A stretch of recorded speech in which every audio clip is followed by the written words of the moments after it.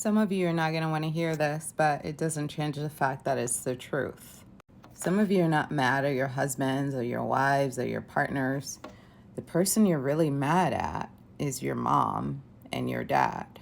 You see, when we were not loved properly by our parents, there is a yearning, a sort of grief associated with that we carry for life. And when we get married, it's kind of our last hope or our last chance to be loved perfectly in an intimate setting. And for some of us with unresolved issues stemming from childhood, we put a lot on this ride, on this relationship ride, because again, it's our last chance to get it right.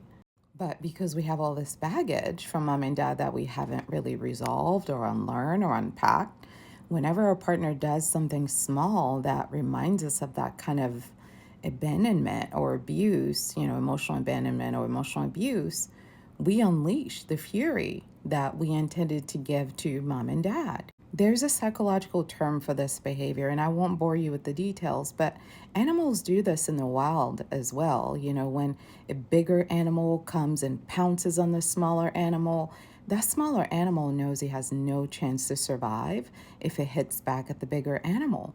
So you know what they do? They turn around and hit another smaller animal.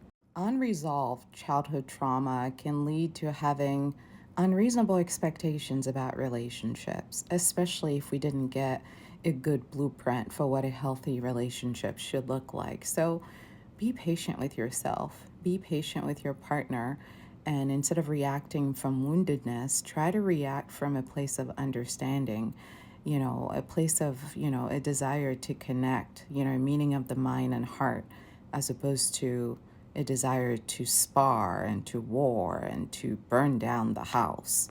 Love is complicated. We're all just figuring it out, one step at a time.